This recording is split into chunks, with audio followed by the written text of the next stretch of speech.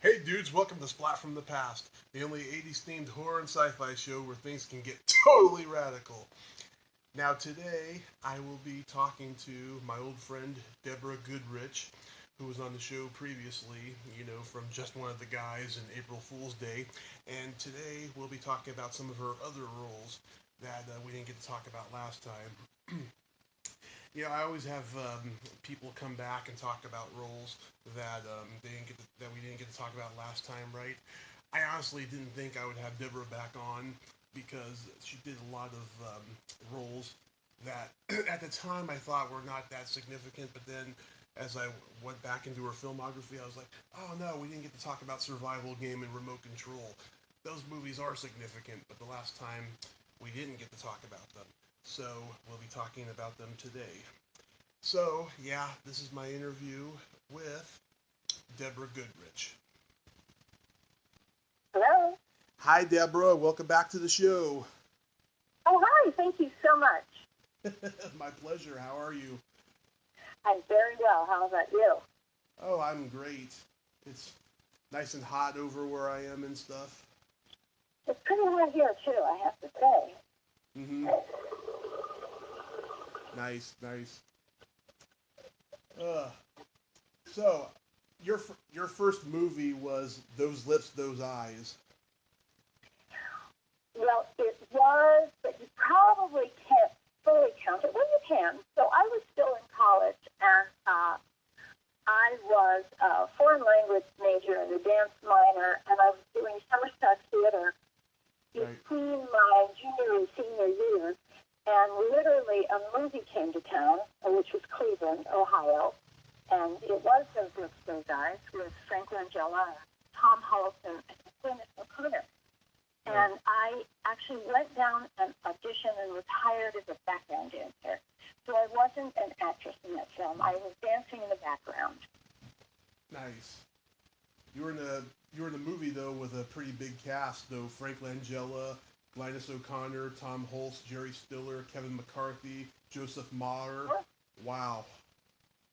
It was an amazing cast. I didn't really interchange with any of the people.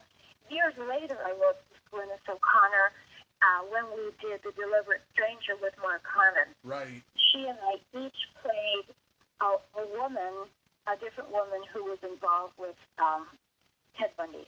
Right. Yeah.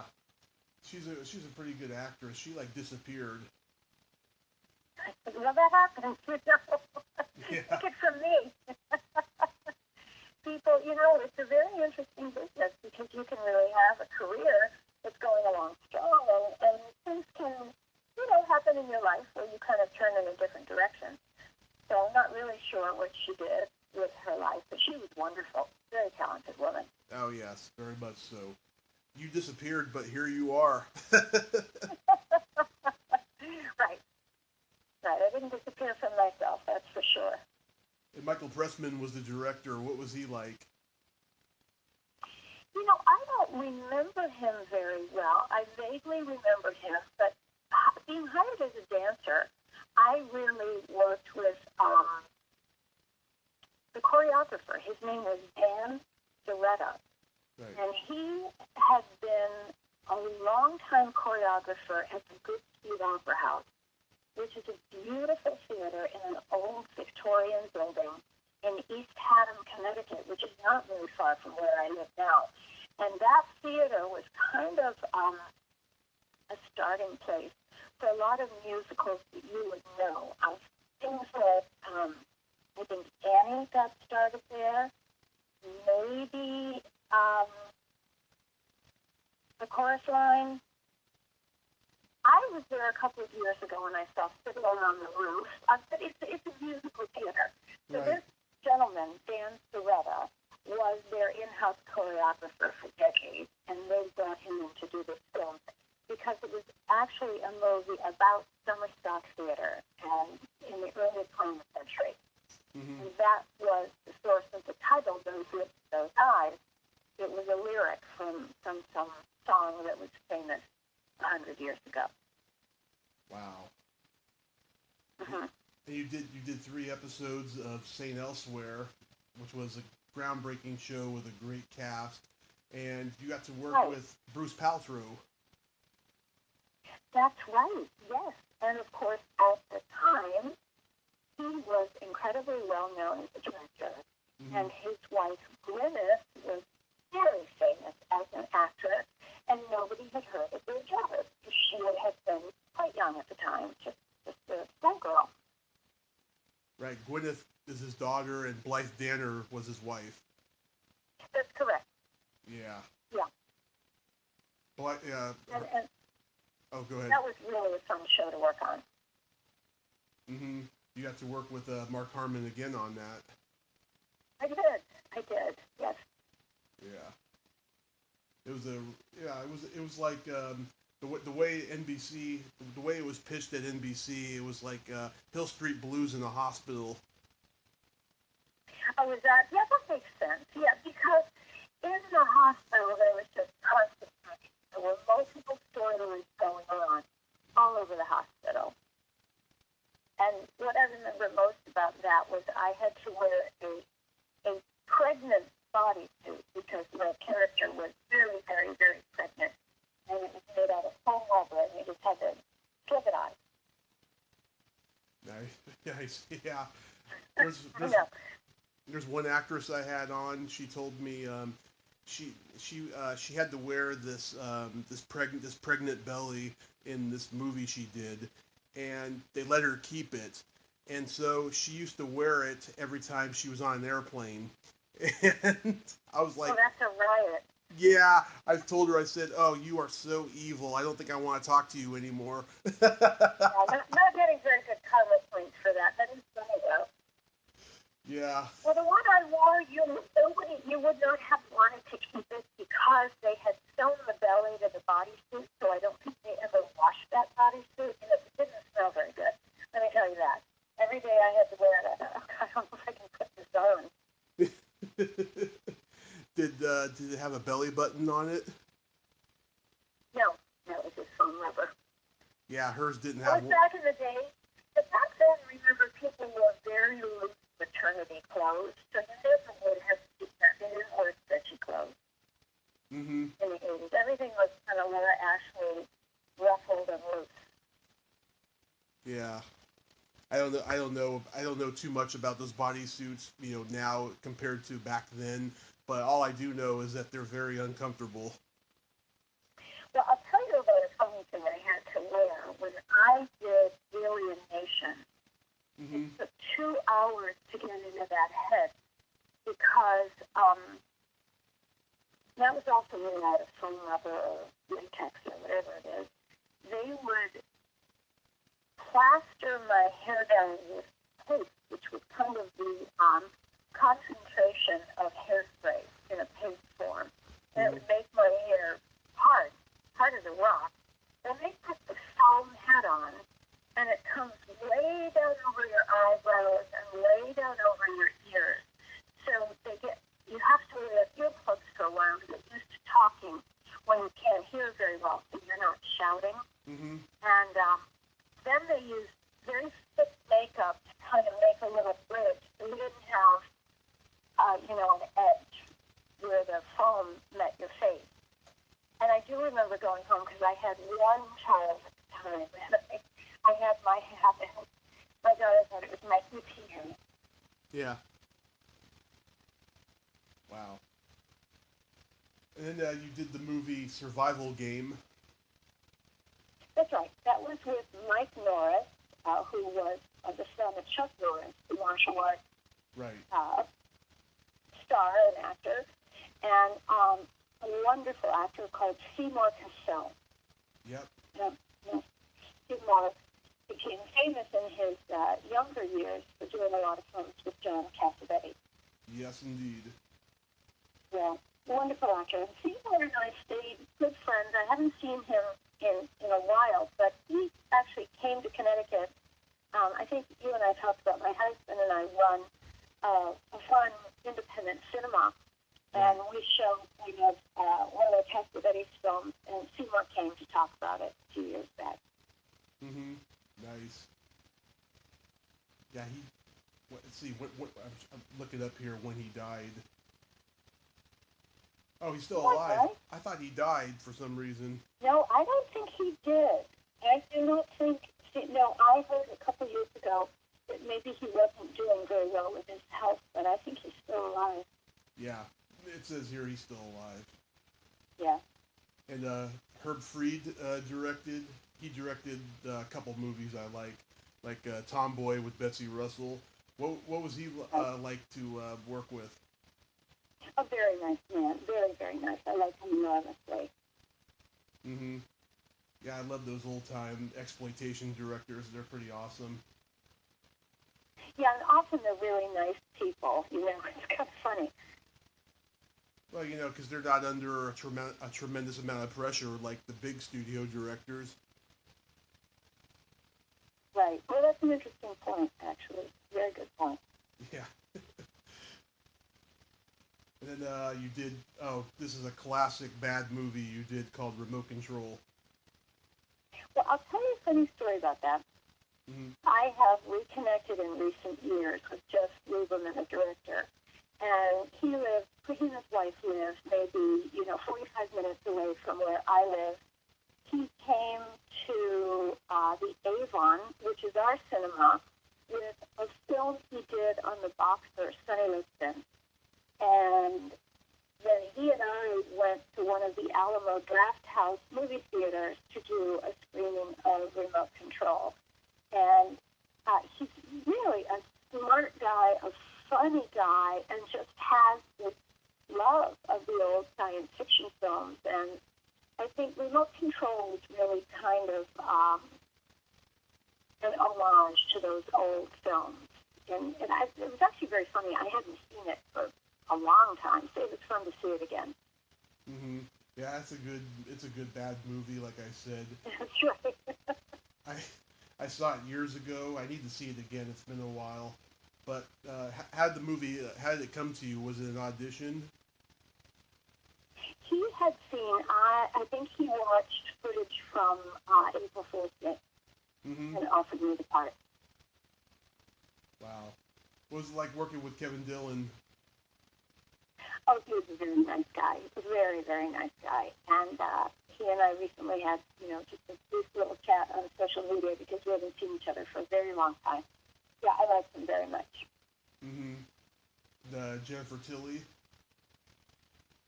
Lovely, yeah. And I'm not in touch with her anymore, but she was very nice to work with.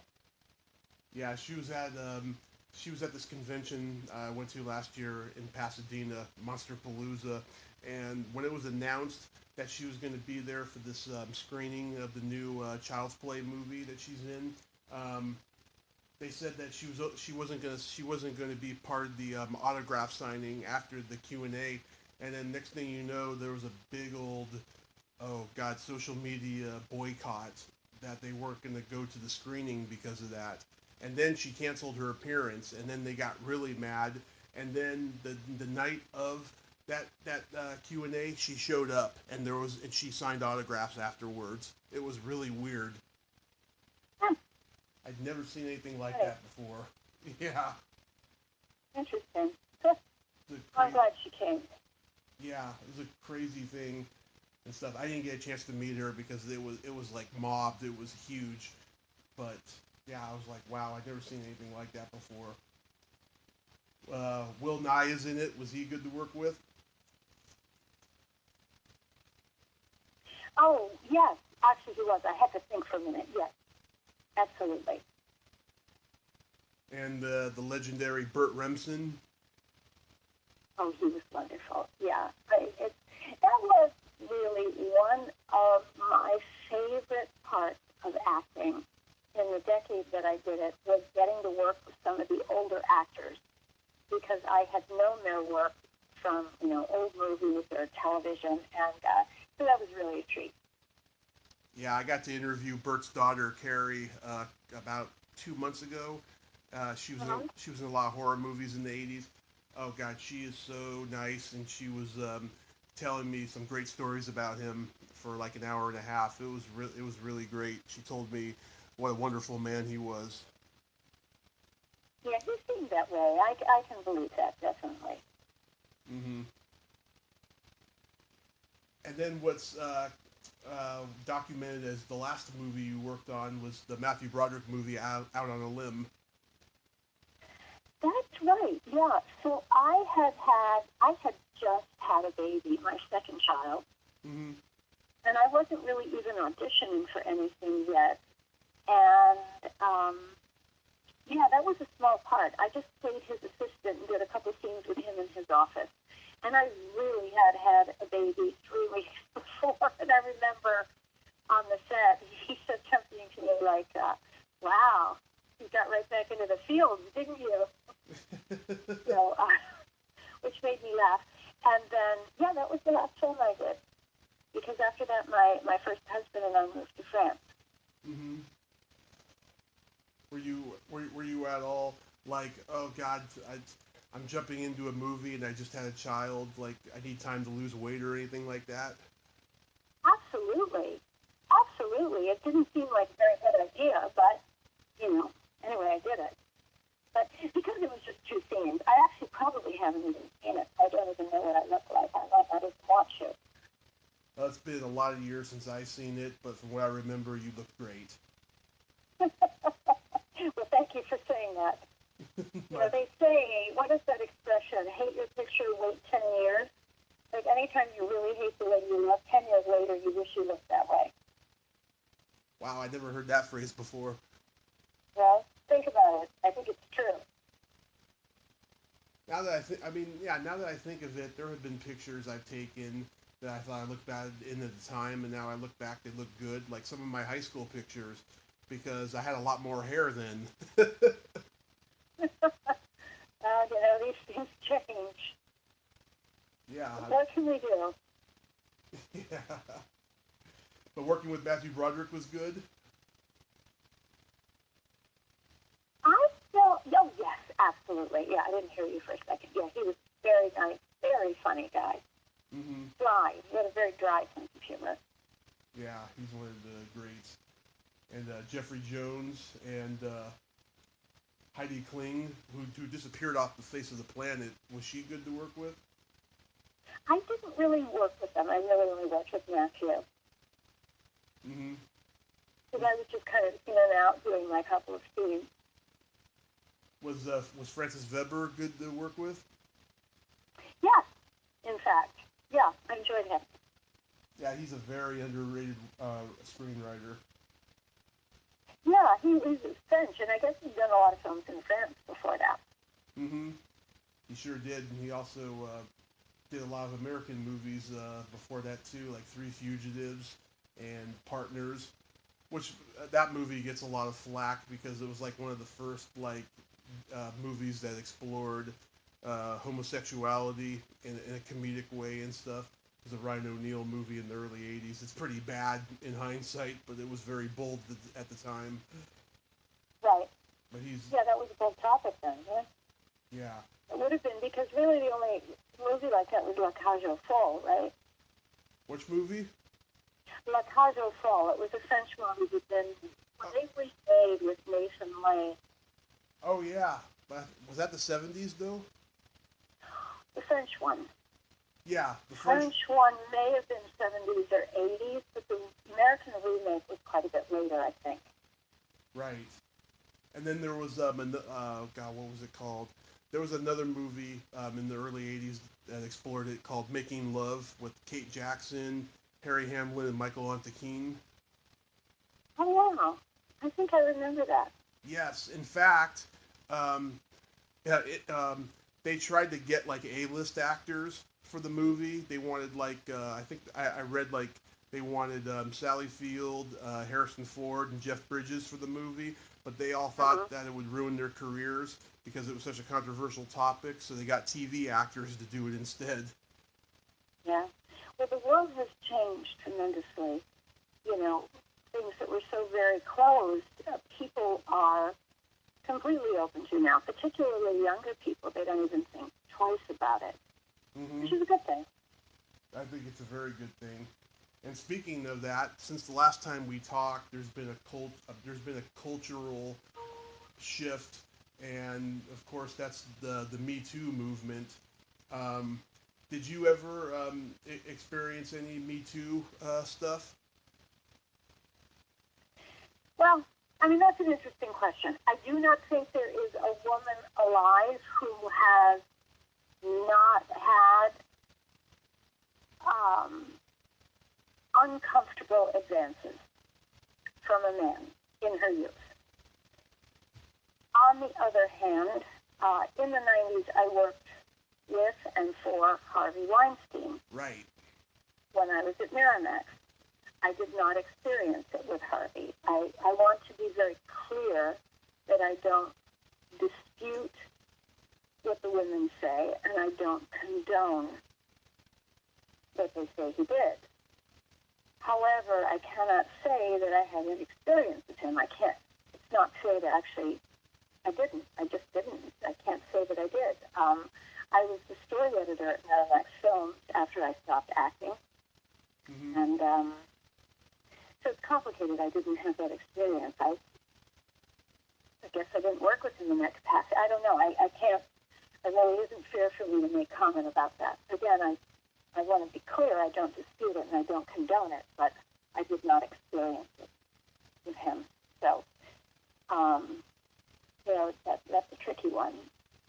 In terms of just in life, I guess I've been maybe fortunate that I haven't really had a lot of that where I was placed into very difficult situations. Yeah, but you never, you never experienced it. But did you ever see his bad temper that he was known for? Yes, but I saw that with many people. Yeah. I have to say that. Yes, I did. Yes.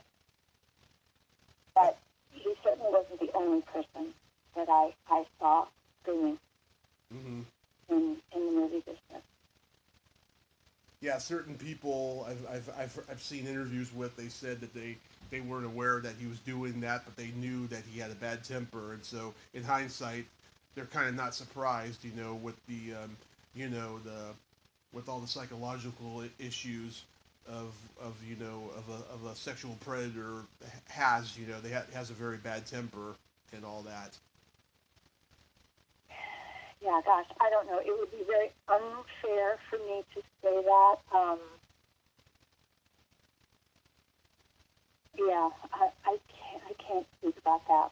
I really can't because I didn't experience it. Well, that's good you didn't experience it, though. I think that's really good, you know. Yeah, a couple months ago, I had Joyce Heiser on the show, and oh, Joyce. Yeah, we had a great hour and 15-minute interview. I was just making her pee her pants laughing the whole time. She's fabulous. I had lunch with her about a year ago in LA because I live in the New York area, and we hadn't seen each other for ages. So it's really nice to be in touch again. She's a wonderful woman, and she does really incredible work with children. I don't know if she spent any time talking to you about that. Oh, yes. She spent a good 12, 15 minutes talking about that, and it was very profound, I have to say. Yeah.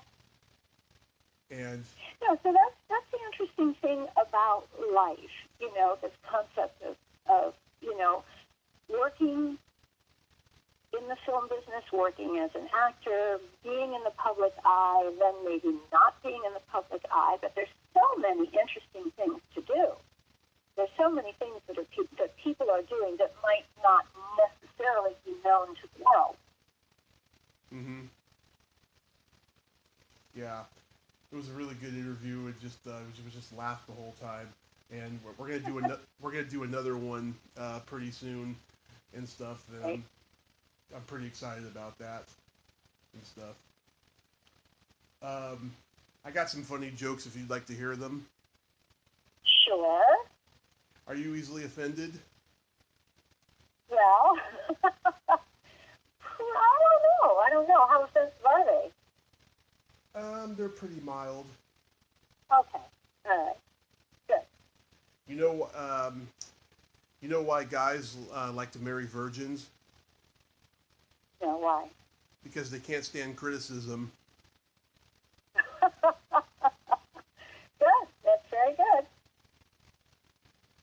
You know why cherry trees have a stinky smell? No why? George Washington cut one. Good, good, good. All right, these are good. No, they're not offensive. How do you make an orange laugh? I don't know how. Tickle its navel. Okay, good, good, good. That's one I can relate to because I have an Audi. Okay.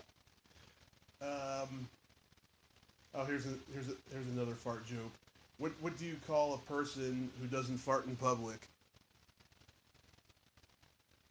I don't know. A private tutor.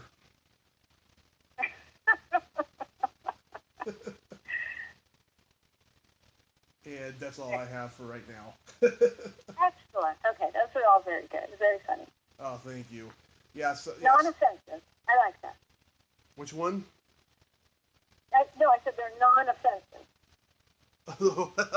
That means you're not easily offended then. Okay, good. Because certain jokes I tell on the show, certain guests, I get kind of groans, and sometimes or not necessarily groans, but like dead silence, because they're either trying to process the joke and trying to get it, or they're offended, but they don't want to you know create awkwardness by further awkwardness by going off on me, Right. Yeah. And normally when I get that, I usually cut the joke out and the silence out. Oh, that's smart. Yes.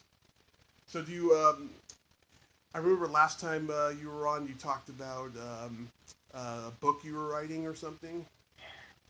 Thank you so much for asking. I have really good news. So, Nice.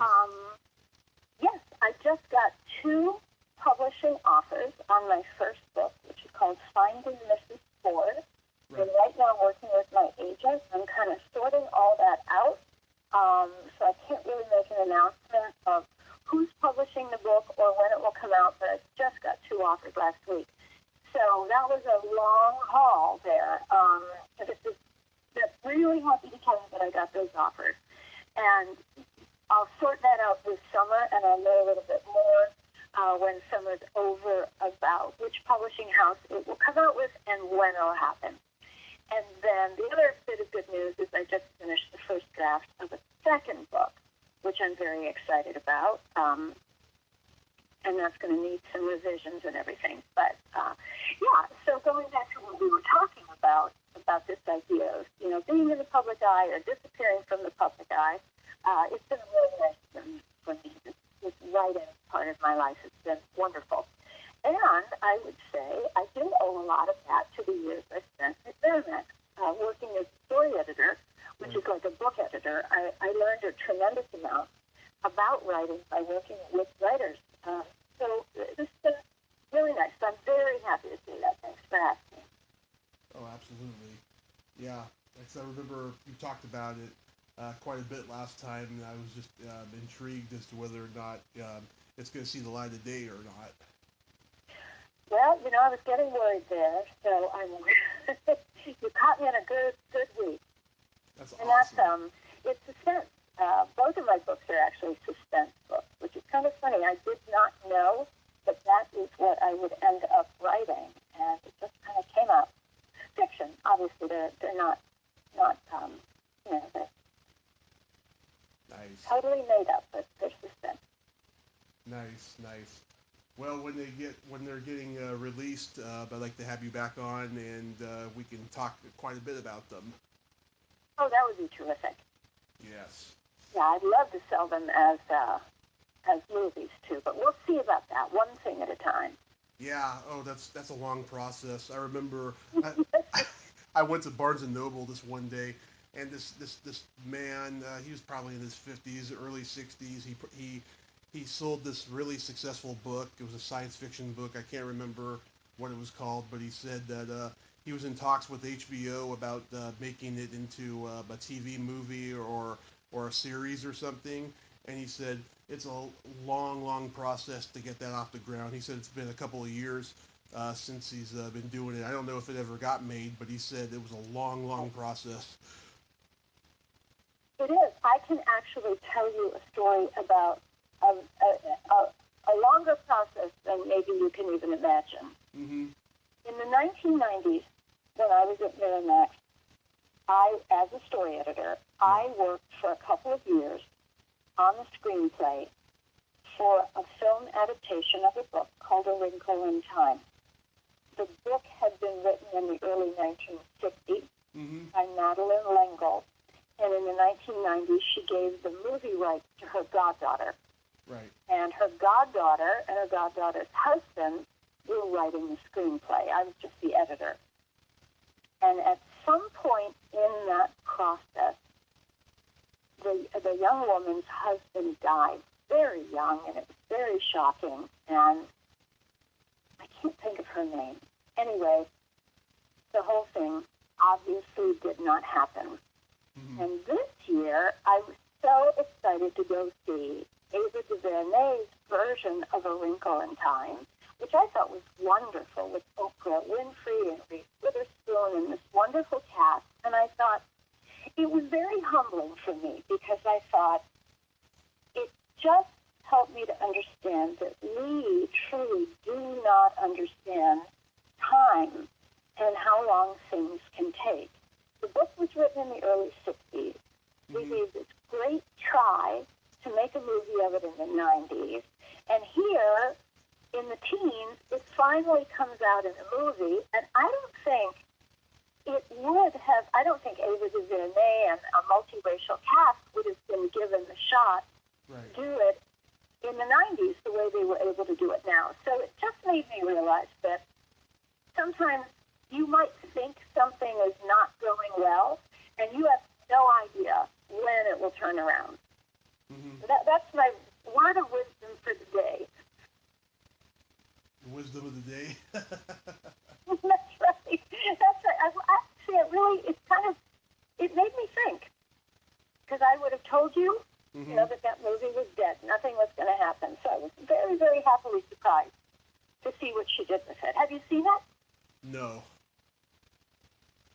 It's actually a lovely film. Really, it's a hard book to turn into a film, and it's got that kind of Wizard of Oz feeling of, it's actually a group of kids, but mainly a girl, who go on this crazy adventure. In this case, she's trying to find her father, and it's a lovely story. Nice. What's it called again? A Wrinkle in Time. A Wrinkle in Time.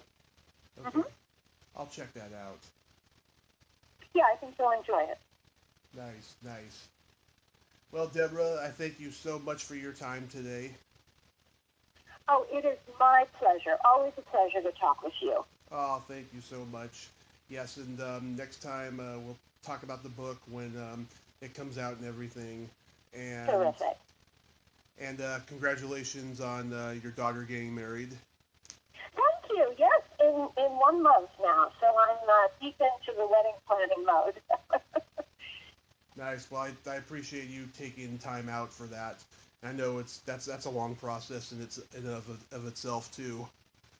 It certainly is. It's like putting on a movie. Let me tell you, big production. Yeah. Thank you so much, Deborah, and you have yourself a good day. Okay, you too. Thanks, Tommy. Bye. Bye-bye. Well, there you have it. Deborah Goodrich. Ain't she a sweetheart? Thank you so much, Deborah. That was a nice little conversation. I'm glad you liked my jokes. I'm really glad. If you like this video, please subscribe to my YouTube channel, add me as a friend on Facebook, join my Tommy Kovac comedian page on Facebook, follow me on Twitter and Instagram, and all that fun stuff. Well, that's all the time we have this week on Splat from the Past. Until next time, this is Tommy Throwback Kovac saying, there's no shame in living in the past, because the present sucks. Later, dudes.